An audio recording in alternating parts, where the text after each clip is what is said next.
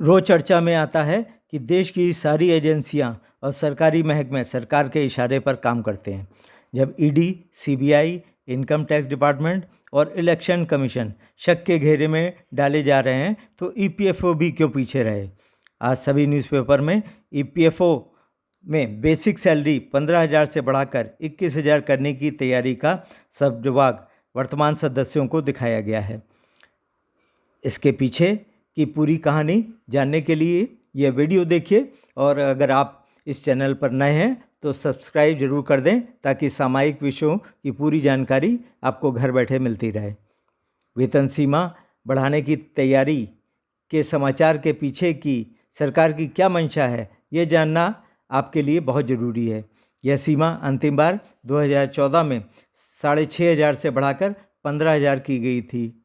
Basic salary और DA मिलाकर 15,000 की सीमा तक आपके वेतन से 12% यानी 1,800 रुपये की प्रतिमाह कटौती होती है जो पीएफ में चली जाती है। एम्प्लॉयर भी इस पर 12% अंशदान देता है जिसमें से 8.33 यानी 1,250 रुपये प्रतिमाह आपके ईपीएस पेंशन खाते में और शेष 3.67 550 रुपये आपके पीएफ खाते में जाते हैं।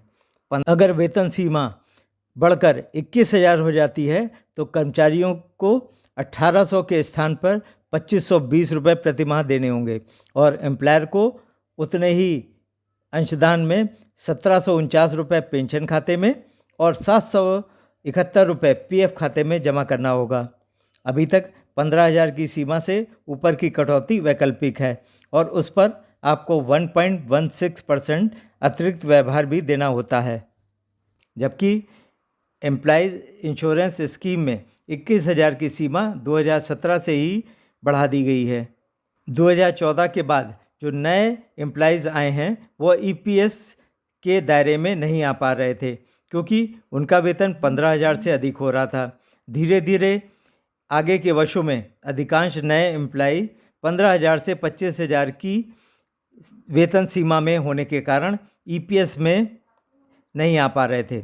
सामाजिक सुरक्षा की दृष्टि से ये गलत हो रहा था क्योंकि उनका भविष्य पेंशन न मिलने से सुरक्षित नहीं हो पा रहा था। एनएससी के राष्ट्रीय नेताओं ने ईपीएफओ के वरिष्ठ अधिकारियों के साथ अनेकों बार मीटिंगों में इस मुद्दे को उठाया और कहा कि वेतन सीमा बढ़नी चाहिए क्योंकि सेवा काल में कर्मचारी अधिक कटौती कराकर भविष्य में अधिक पेंशन ले सकते हैं तथा नए कर्मियों को भी सामाजिक सुरक्षा प्रदान करना सरकार का दायित्व है।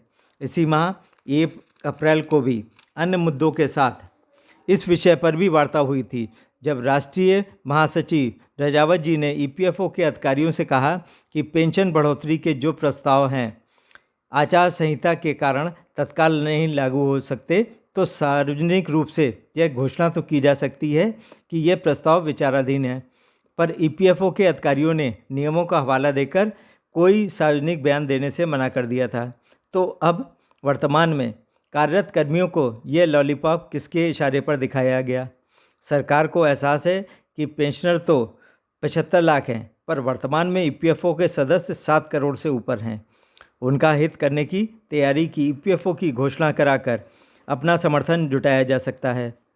वैसे ये स्पष्ट कर दें कि इस सीमा को बढ़ाने से अभी के पेंशनरों को कोई लाभ नहीं है, यह केवल वर्तमान में कार्यरत कर्मियों के लिए है।